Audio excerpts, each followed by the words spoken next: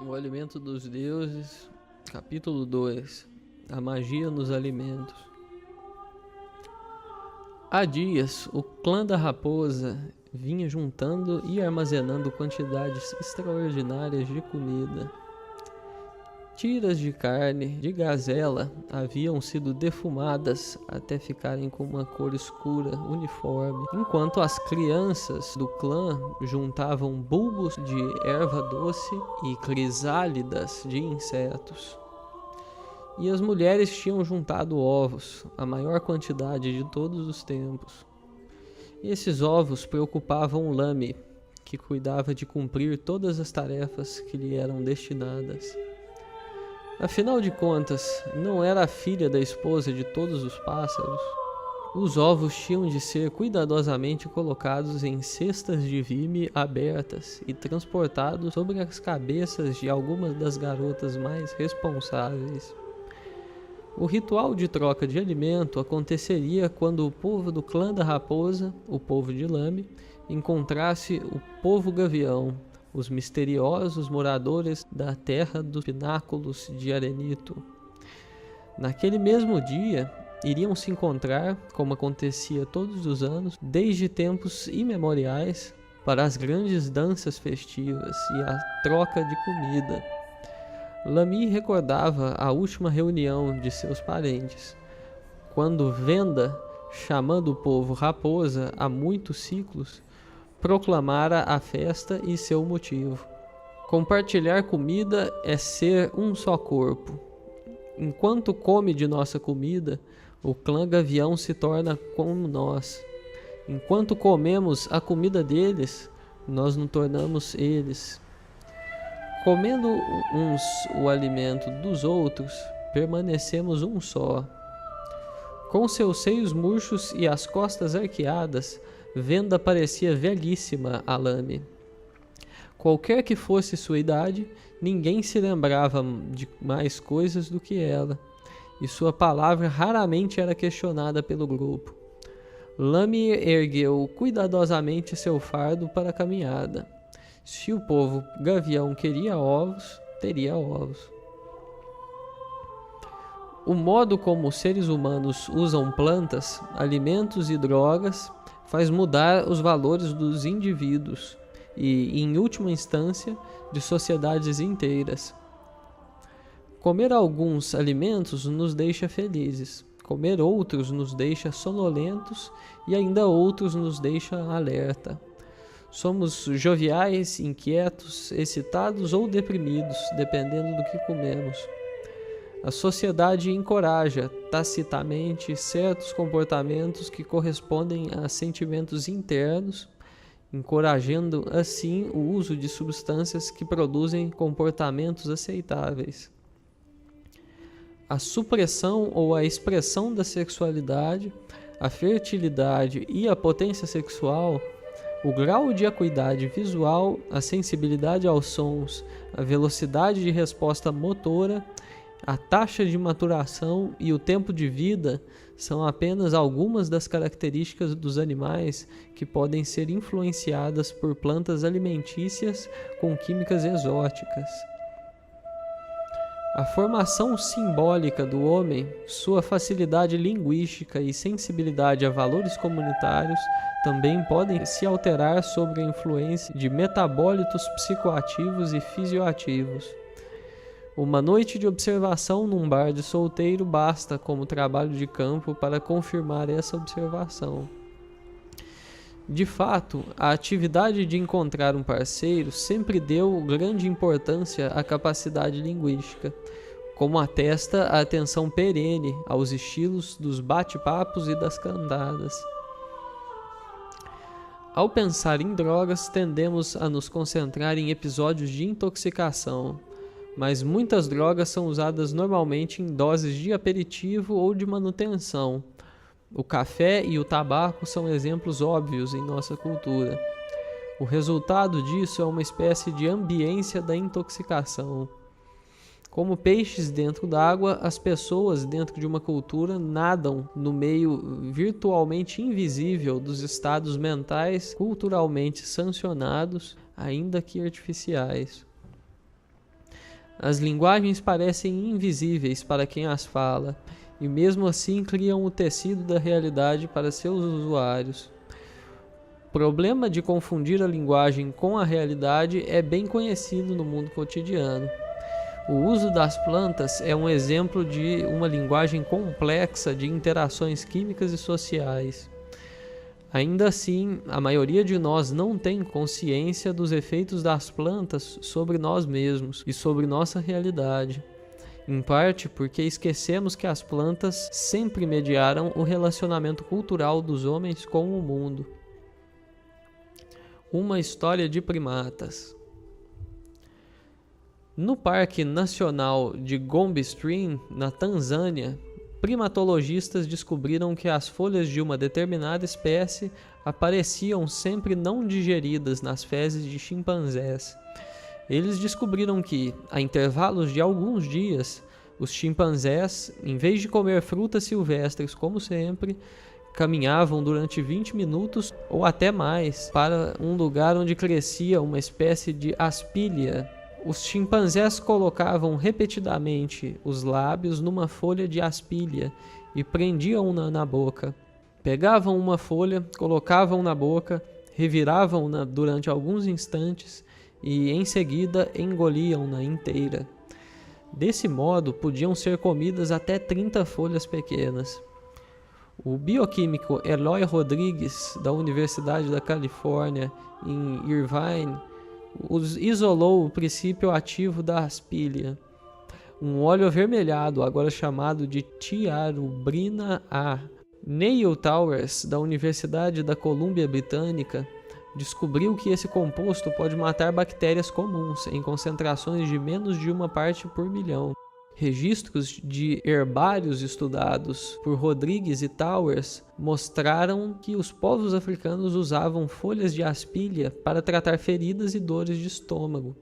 Das 4 espécies nativas da África, os povos nativos usavam apenas 3, as mesmas 3 usadas pelos chimpanzés.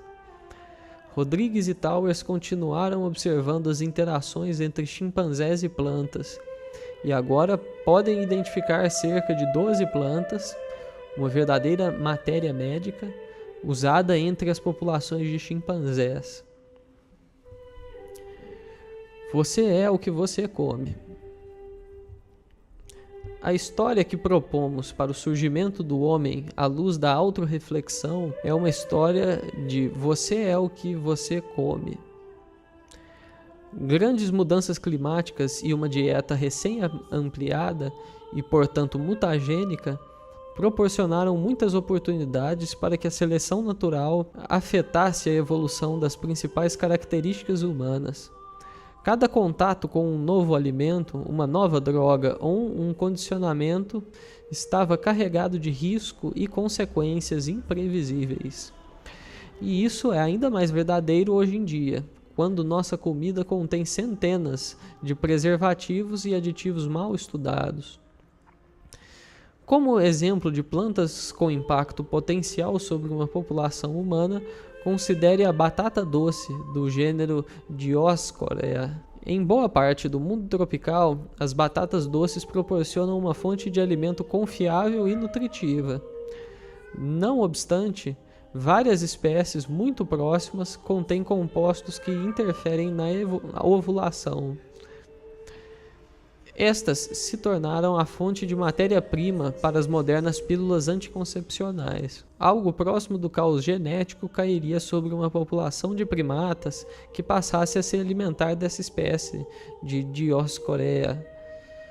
Muitas situações assim, ainda que de magnitude menos espetacular, devem ter ocorrido enquanto os primeiros hominídeos experimentavam novos alimentos, ao mesmo tempo em que expandiam seus hábitos de dieta onívora. Comer uma planta ou um animal é um modo de invocar o seu poder, um modo de assimilar sua mágica. Na mente dos povos anteriores à escrita, raramente são claras as linhas divisórias entre drogas, alimentos e condimentos. O xamã que se empanzina de pimenta para aumentar o calor interno dificilmente estará no estado menos alterado do que o entusiasta de óxido nitroso após uma longa inalação.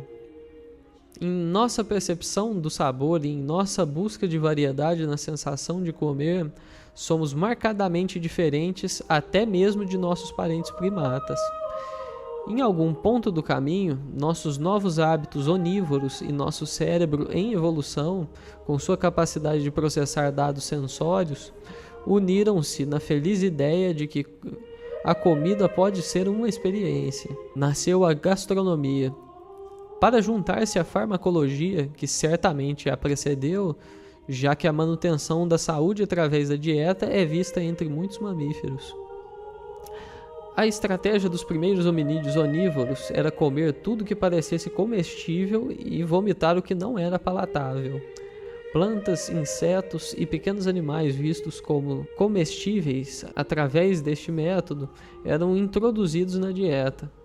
Uma dieta em mudança ou uma dieta onívora significa exposição a um equilíbrio químico sempre em alteração. Um organismo pode regular esse insumo químico através de processos internos, mas em última instância, as influências mutagênicas crescerão e um número maior do que o usual de indivíduos será ofertado ao processo de seleção natural. O resultado dessa seleção natural são mudanças aceleradas na organização neural, nos estados de consciência e no comportamento. Nenhuma mudança é permanente, cada uma dá caminho à outra, tudo flui. Simbiose. À medida que influenciavam o desenvolvimento dos seres humanos e de outros animais, também as plantas eram afetadas. Essa coevolução atrai a ideia de simbiose. Simbiose tem vários significados, conferindo benefícios mútuos a seus membros. O sucesso biológico e evolucionário de cada espécie está ligado ao e é estimulado pelo sucesso da outra. Esta situação é o oposto do parasitismo. Ainda que feliz seja o parasita que evolui para se tornar um simbionte. Os relacionamentos simbióticos, onde cada membro precisa do outro, podem ter uma ligação genética muito forte ou podem ser mais abertos. Apesar das interações entre os homens e as plantas serem simbióticos em seu padrão de ganhos e vantagens mútuas, esses relacionamentos não são geneticamente programados. Em vez disso, são vistos claramente como hábitos profundos, quando comparados com exemplos de verdadeira simbiose no mundo da natureza. Um exemplo de um relacionamento ligado geneticamente e, portanto, realmente simbiótico envolve o pequeno peixe-palhaço, Amphiprion ocellaris, que passa a vida perto de certas espécies de anêmona do mar. Esse peixe é protegido dos grandes predadores pelas anêmonas, e o suprimento de comida das anêmonas é aumentado pelo peixe-palhaço, que atrai peixes maiores para a área onde as anêmonas estão se alimentando. Quando um arranjo mutuamente agradável como esse acontece por muito tempo, ele termina por eventualmente se institucionalizar, turvando cada vez mais a distinção genética entre os simbiontes.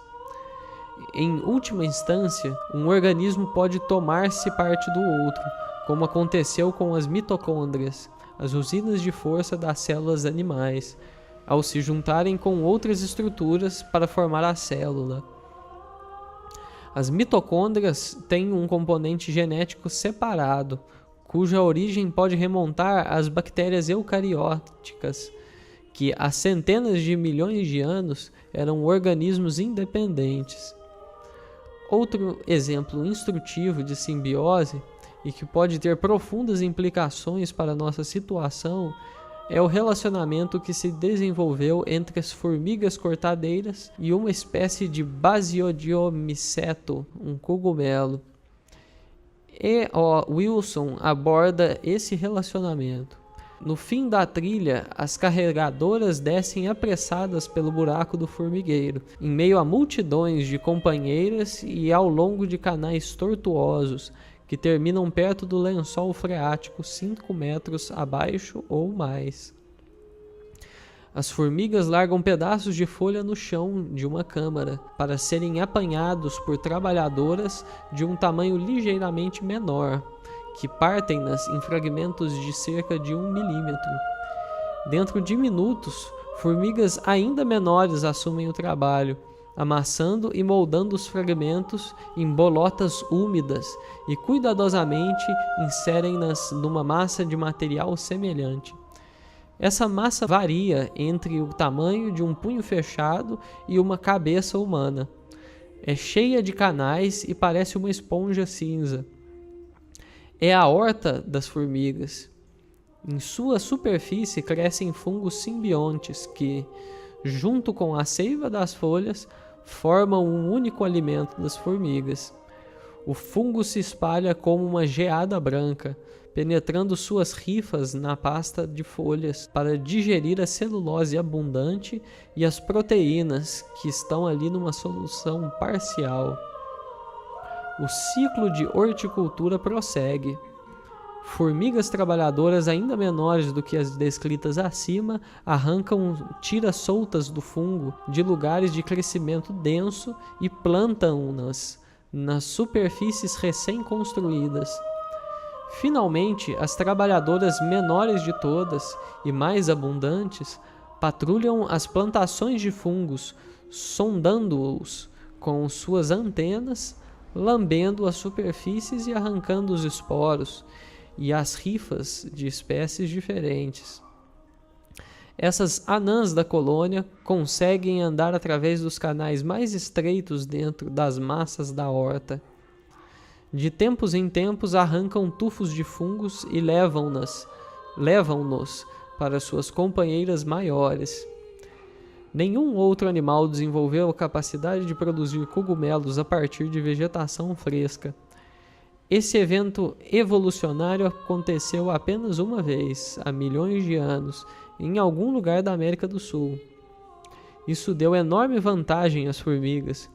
Agora elas podiam mandar trabalhadoras especializadas colher a vegetação, ao mesmo tempo em que mantinham o grosso da população em segurança nos abrigos subterrâneos. Em resultado disso, os diferentes tipos de formigas cortadeiras juntos, o que compreende 14 espécies do gênero Atta e 23 do gênero Acromyrmex, dominam grande parte dos trópicos americanos. Elas consomem mais vegetação do que qualquer outro grupo de animais, inclusive as formas mais abundantes de lagarta, gafanhotos, pássaros e mamíferos. Podemos perdoar L. Wilson, o maior expoente na sociobiologia, por achar que apenas uma vez na história da Terra, um animal e um cogumelo formaram um relacionamento mutualmente benéfico. Sua descrição das formigas cortadeiras e de seu relacionamento com a agricultura dos fungos antecipa e introduz considerações fundamentais em meu esforço de revisão do nosso complexo relacionamento com as plantas. Já que, como veremos, um subproduto do estilo de vida dos pastores nômades foi a disponibilidade cada vez maior e o uso dos fungos psicoativos. Como atividade agrícola das formigas, os padrões de comportamento das sociedades humanas nômades serviu como um modo eficaz para a expansão do alcance de alguns cogumelos. Uma nova visão da evolução humana. Os primeiros contatos entre os hominídeos e os cogumelos contendo psilocibina podem ter precedido em 1 milhão de anos ou mais a domesticação do gado na África. E durante esse período de 1 milhão de anos, os cogumelos não foram somente colhidos e comidos, mas provavelmente também alcançaram o status de um culto. Mas a domesticação do gado selvagem, um grande passo na evolução cultural humana, ao trazer os homens para mais perto do gado, também permitiu um contato maior com os cogumelos, porque esses cogumelos crescem apenas nas fezes do gado. Em resultado disso, a interdependência entre os homens e o cogumelo foi aumentada e aprofundada. Foi nessa época que os rituais religiosos, a criação dos calendários e a magia natural começaram a existir. Pouco depois dos homens encontrarem os fungos visionários das pradarias africanas, e como as formigas cortadeiras, nós também nos tornamos a espécie dominante em nossa área, e também aprendemos manter o grosso de nossa população segura em refúgios subterrâneos.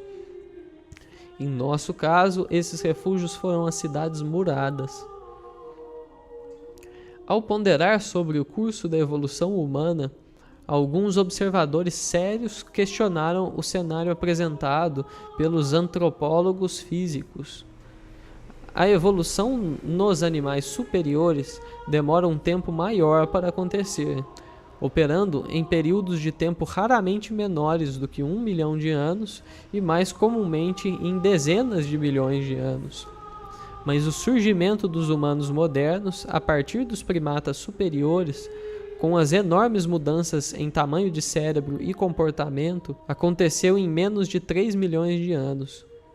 Fisicamente, nos últimos 100 mil anos, mudamos aparentemente muito pouco, mas a espantosa proliferação de culturas, instituições sociais e sistemas linguísticos aconteceu tão depressa que os modernos biólogos evolucionários praticamente não a podem explicar.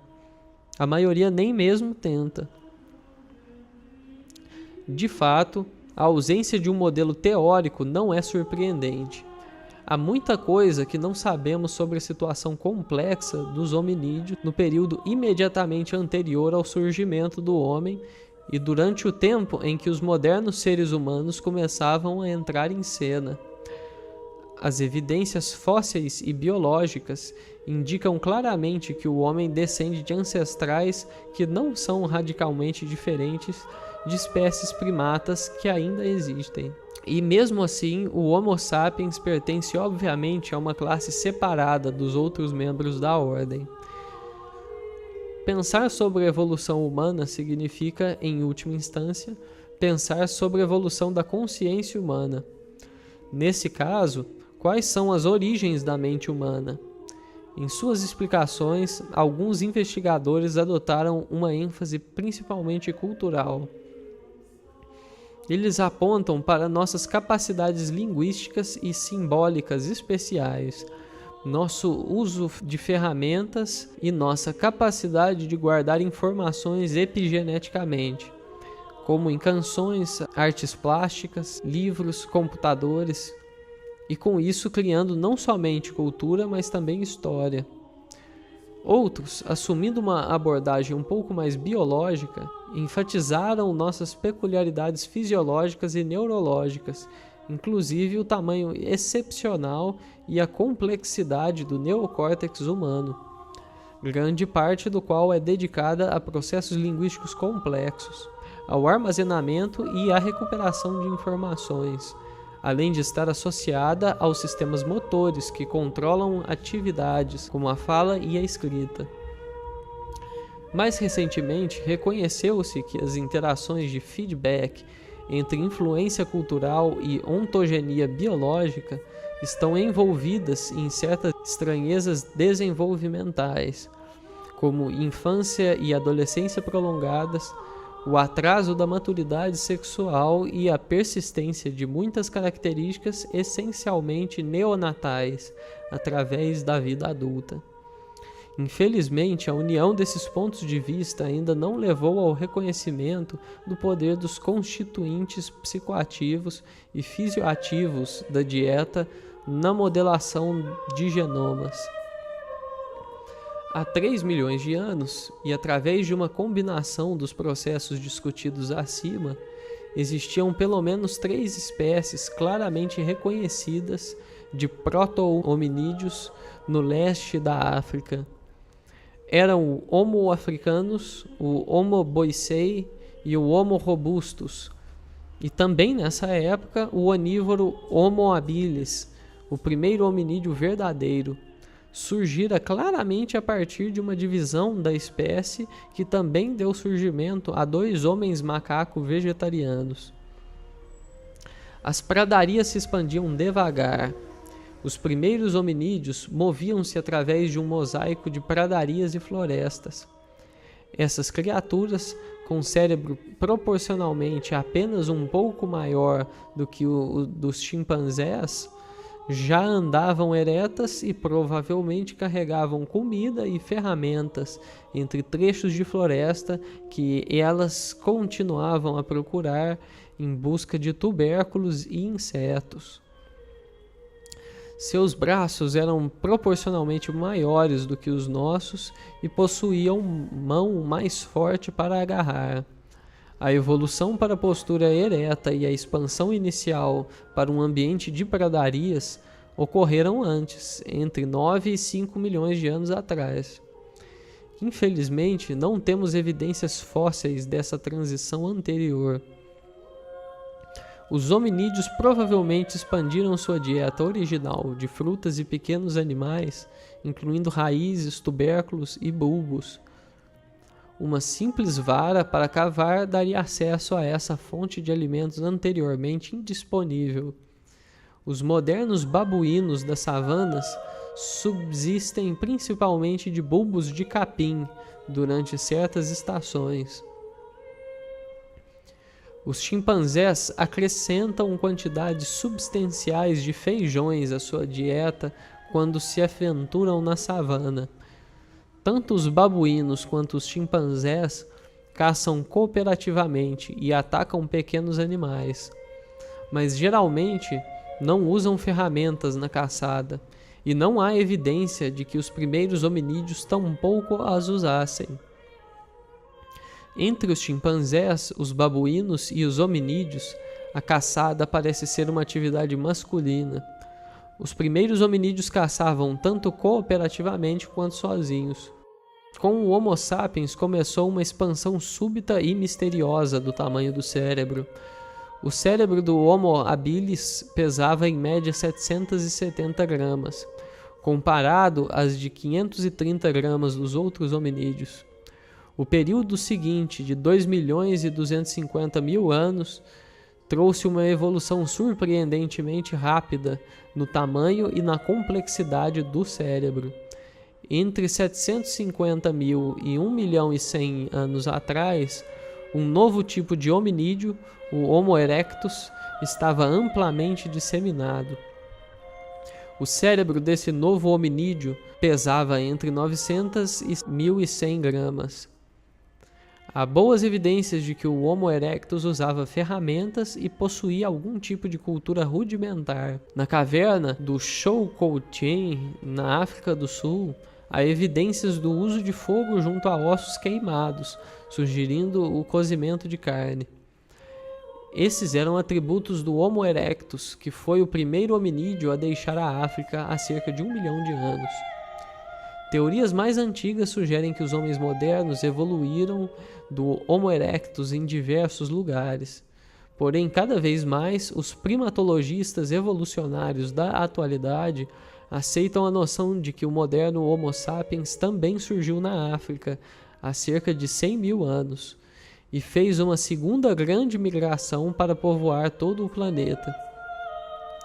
Na caverna Border e na caverna Foz do Rio Cleises, na África do Sul, há evidências dos primeiros Homo sapiens modernos vivendo num ambiente misto de floresta e pradarias. Numa das muitas tentativas para compreender essa transição importantíssima, Charles Lumsden e Edward O. Wilson escreveram: os ecologistas comportamentais desenvolveram gradualmente uma teoria para explicar por que foi feito o avanço para uma postura ereta. Uma teoria que responde por muitas das características biológicas específicas do homem moderno. Os primeiros homens macacos saíram das florestas tropicais para habitats mais abertos, sazonais, onde passaram a uma existência exclusivamente terrestre. construíram acampamentos base e tornaram-se dependentes da divisão de trabalho, através da qual alguns indivíduos, provavelmente as fêmeas, andavam menos e dedicavam mais tempo ao cuidado dos jovens. Outros, principalmente ou exclusivamente os machos, se dispersavam amplamente em busca de caça. O bipedalismo conferia grande vantagem na locomoção em espaços abertos. Também deixava livre os braços, permitindo que os homens macacos ancestrais usassem ferramentas e carregassem animais mortos e outros alimentos de volta ao acampamento.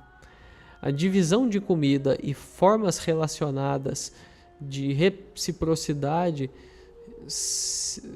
seguiram-se automaticamente como processos centrais da vida social dos homens macacos. O mesmo aconteceu com a ligação sexual íntima e de longo prazo e o aumento da sexualidade, que foram postos a serviço da criação dos jovens.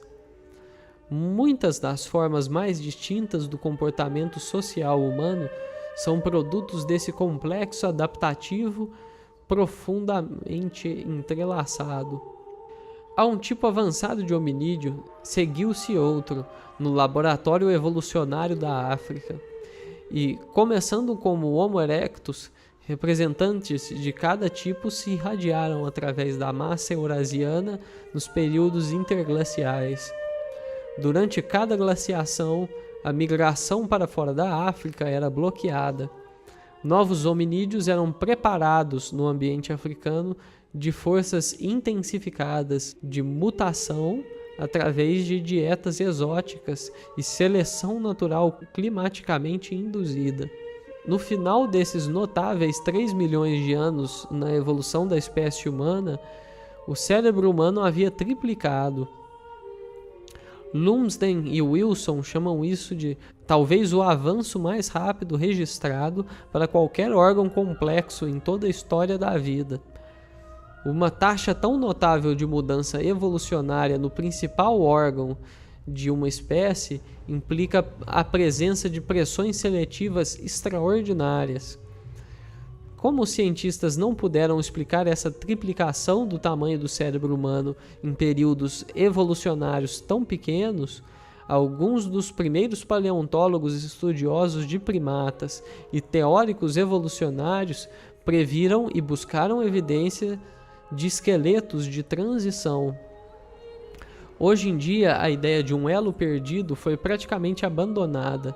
O bipedalismo, a visão binocular, o polegar em oposição e o braço capaz de fazer lançamentos, tudo isso já foi colocado como ingrediente-chave na mistura que fez com que os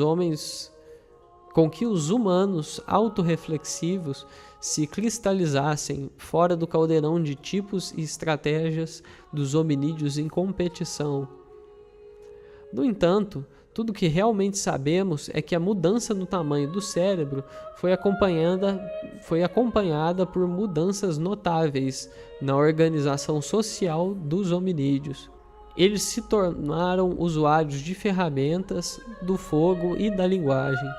Iniciaram o processo como animais superiores e saíram dele, há cerca de 100 mil anos, como indivíduos conscientes e com percepção de si próprios. O verdadeiro elo perdido. Meu ponto de vista é que os componentes químicos mutagênicos e psicoativos existentes na dieta dos primeiros humanos influenciou diretamente a rápida reorganização das capacidades do cérebro processar informação. Os alcaloides contidos nas plantas, especificamente os compostos alucinógenos, como a psilocibina, a dimetiltriptamina e a armalina, podem ter sido os fatores químicos da dieta que catalisaram o surgimento da autorreflexão humana. A ação dos alucinógenos presentes em muitas plantas comuns aumentou nossa atividade de processamento de informações e nossa sensibilidade ambiental, com isso contribuindo para a súbita expansão do tamanho do cérebro. Como aconteceu no estágio posterior desse mesmo processo, Os alucinógenos atuaram como catalisadores no desenvolvimento da imaginação, alimentando a criação de estratagemas internos e esperanças que podem ter sinergizado o surgimento da linguagem e da religião.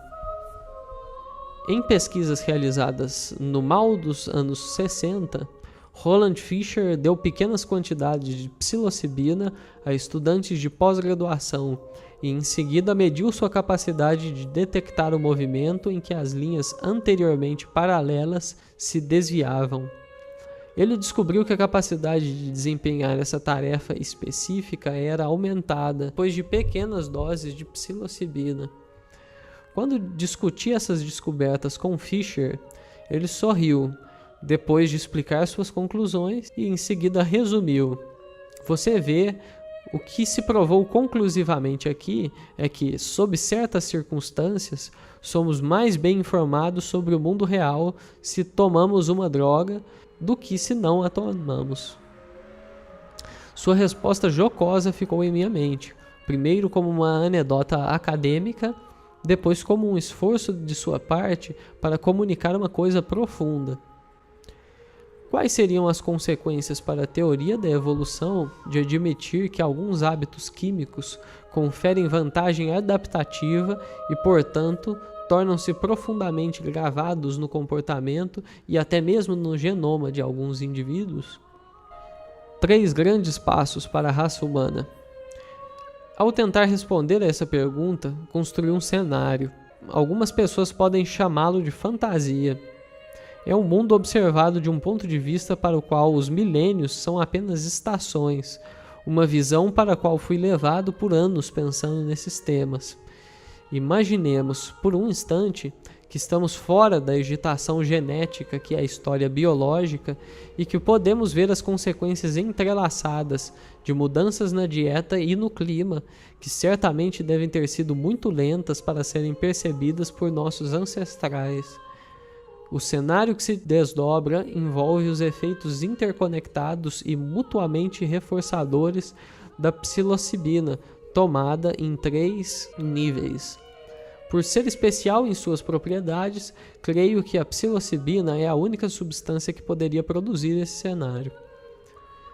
No primeiro nível de uso, o mais baixo, há o efeito que Fisher observou. Pequenas quantidades de psilocibina, consumidas sem consciência de sua psicoatividade durante o ato geral de experimentar comida, e talvez mais tarde consumida conscientemente, provocam um aumento notável na acuidade visual, especialmente na detecção periférica.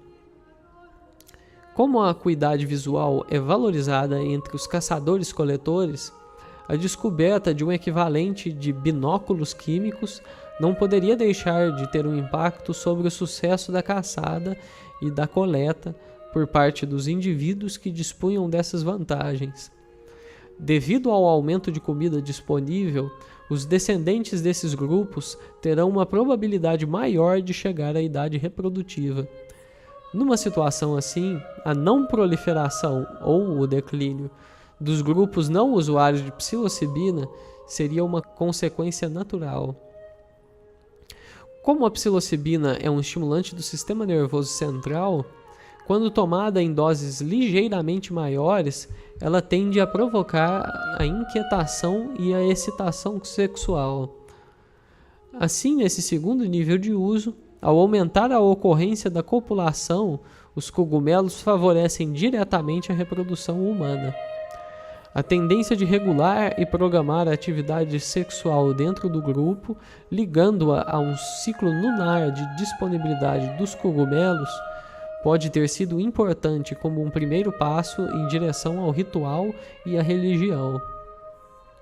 Sem dúvida, no terceiro e mais alto nível de uso, as preocupações religiosas estariam no primeiro plano da consciência da tribo, simplesmente por causa do poder e da estranheza da experiência em si. Esse terceiro nível, então, é o nível do êxtase xamânico totalmente desabrochado. A intoxicação por psilocibina é um êxtase cujo sopro e profundidade são o desespero da prosa. é totalmente outro e não menos misterioso para nós do que era para nossos ancestrais que mastigavam cogumelos. A capacidade de dissolução de fronteiras do êxtase xamânico predispõe os grupos tribais usuários de alucinógenos aos laços comunitários e atividades sexuais grupais, o que promove a mistura de genes, taxas maiores de nascimento e um senso comunitário de responsabilidade pela prole do grupo. Em qualquer dose que o cogumelo fosse usado, ele possuía a propriedade mágica de conferir vantagens adaptativas sobre os usuários arcaicos e seus grupos. O aumento da acuidade visual, a excitação sexual e o acesso ao outro transcendente levaram ao sucesso na obtenção de comida, a capacidades e ao vigor sexual, à prole abundante e ao excesso de esferas de poder sobrenatural. Todas essas vantagens podem ser facilmente autorreguladas através da manipulação das doses e da frequência de ingestão. O capítulo 4 detalhará a notável propriedade da psilocibina, estimulando a capacidade do cérebro formar linguagem. Seu poder é tão extraordinário que a psilocibina pode ser considerada a catalisadora do desenvolvimento da linguagem entre os homens. Afastando-se de Lamarck. Uma objeção a essas ideias surge inevitavelmente e deve ser enfrentada. Esse cenário de surgimento do homem pode ter cheiro de lamarquismo, que teoriza que as características adquiridas por um indivíduo durante seu tempo de vida podem ser passadas à sua prole. O exemplo clássico é a afirmação de que a girafa tem pescoço comprido porque o estica para alcançar ramos mais altos. Essa ideia fácil de compreender e que faz bastante sentido é um completo anátema entre os neodarwinistas, que atualmente estão na vanguarda da teoria evolucionária. A posição deles é que as mutações são totalmente aleatórias e que somente depois das mutações serem expressas como características dos organismos, a seleção natural cumpre inconsciente e desapaixonadamente sua função de preservar os indivíduos que receberam uma vantagem adaptativa. A objeção deles pode ser colocada da seguinte forma: ainda que os cogumelos possam ter nos dado melhor visão, sexo e linguagem quando comidos, como esses desenvolvimentos entraram nos genes humanos e se tornaram inatamente humanos? Os desenvolvimentos não genéticos do funcionamento de um organismo, feitos através de agentes externos, retardam os reservatórios genéticos correspondentes a essas facilidades, tornando-os supérfluos. Em outras palavras, se um metabólico necessário é comum na comida disponível, não haverá pressão para desenvolver uma característica para a expressão endógena desse metabólico. Assim, o uso dos cogumelos criaria indivíduos com menos acuidade visual, menos facilidade de linguagem e menos consciência. A natureza não proporcionaria esse desenvolvimento através da evolução orgânica, porque o investimento metabólico necessário à sua sustentação não valeria a pena, comparado ao minúsculo investimento metabólico necessário para comer cogumelo. E mesmo assim, todos temos hoje em dia esses desenvolvimentos, sem ingerir cogumelos. Então, como as modificações proporcionadas pelos cogumelos entraram no genoma? A resposta curta a essa pergunta, uma resposta que não exige defender as ideias de Lamarck, é que a presença da psilocibina na dieta dos hominídeos mudou os parâmetros do processo de seleção natural ao mudar os padrões comportamentais sobre os quais essa seleção vinha operando. A experimentação com muitos tipos de alimentos estava causando um aumento geral no número de mutações aleatórias oferecidas ao processo de seleção natural, ao passo que o aumento da acuidade visual, do uso da linguagem e da atividade ritual através do uso de psilocibina representavam novos comportamentos. Um desses novos comportamentos, o uso da linguagem, que era anteriormente uma característica de importância apenas marginal, subitamente tornou-se muito útil no contexto dos novos estilos de vida caçadora e coletora. Nesse caso, a inclusão de psilocibina na dieta mudou os parâmetros do comportamento humano em favor dos padrões de atividades que proviam o maior uso da linguagem.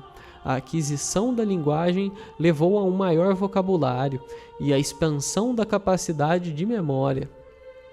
Os indivíduos usuários de psilocibina desenvolveram regras epigenéticas ou formas culturais que lhe permitiam sobreviver e se reproduzir melhor do que os outros indivíduos. Finalmente, os estilos epigenéticos de comportamento mais bem-sucedidos se espalharam entre as populações junto com os genes que os reforçam. Desse modo, a população evoluiria genética e culturalmente. E quanto à acuidade visual, talvez a ampla necessidade de lentes corretivas entre os homens modernos seja um legado do longo período de aumento artificial da visão através do uso de psilocibina. Afinal de contas, a atrofia das capacidades olfativas dos seres humanos é vista por uma escola como resultado da necessidade dos famintos onívoros tolerarem cheiros e gostos fortes, talvez até de carniça. Permutas desse tipo são comuns na evolução. A supressão da agudeza no olfato e no paladar permitiria a inclusão na dieta de alimentos que seriam deixados de lado como fortes demais. Ou isso pode indicar alguma coisa mais profunda em nosso relacionamento evolucionário com a dieta. Meu irmão Dennis escreveu: a aparente atrofia do sistema olfativo humano pode representar uma mudança funcional num conjunto de receptores químicos primitivos externamente dirigidos, levando-os a uma função reguladora interna. Essa função pode estar relacionada com o controle do sistema feromonal humano, que em grande parte está sob o controle da glândula pineal e que media num nível subliminar uma quantidade de interação psicossocial e psicossexual entre os indivíduos. A pineal tende, entre outras funções, a suprimir o desenvolvimento gonadal e o surgimento da puberdade, e esse mecanismo pode representar um papel na persistência das características neonatais na espécie humana. O atraso na maturação e a infância e adolescência prolongadas representam um papel crítico no desenvolvimento neurológico e psicológico do indivíduo, que já proporcionam as circunstâncias que permitem o desenvolvimento pós-natal do cérebro nos primeiros anos de infância, os anos formativos. Os estímulos simbólicos, cognitivos e linguísticos que o cérebro experimenta durante esse período são essenciais para seu desenvolvimento e são os fatores que nos tornam os seres únicos, conscientes, manipuladores de símbolos e usuários de linguagem que somos.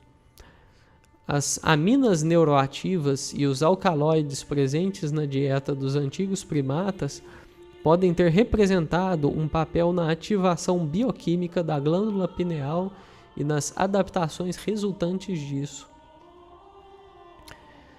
Gostos adquiridos. Os seres humanos sentem-se ao mesmo tempo atraídos e repelidos por substâncias cujo sabor esteja no limite da aceitabilidade.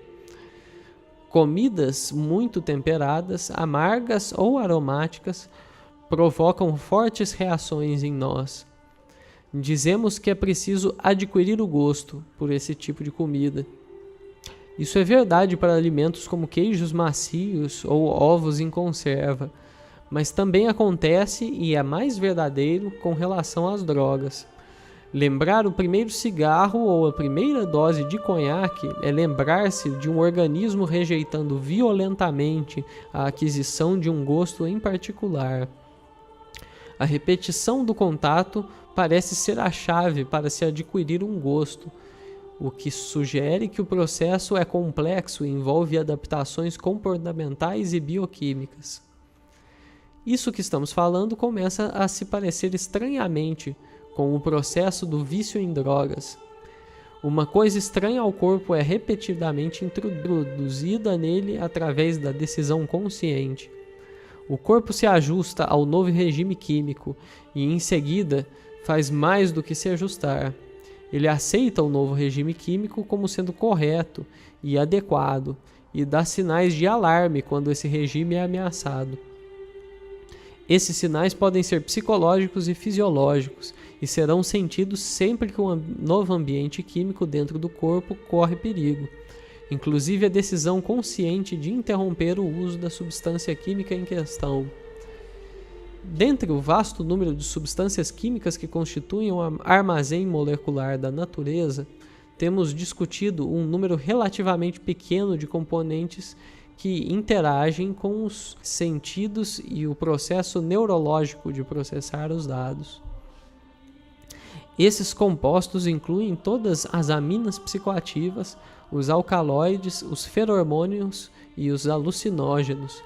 Na verdade, são todos componentes que podem interagir com quaisquer dos sentidos, do paladar e do olfato, até a visão e a audição e combinação de todos eles. A aquisição de um gosto por esses compostos, a aquisição de um hábito reforçado comportamental e fisiologicamente, é o que define a síndrome básica do vício químico. Esses compostos têm a capacidade notável de, ao mesmo tempo, lembrar-nos de nossa fragilidade e de nossa capacidade para as coisas magníficas. As drogas, como a realidade, parecem destinadas a confundir quem procura fronteiras nítidas e uma divisão fácil do mundo em termos de preto e branco.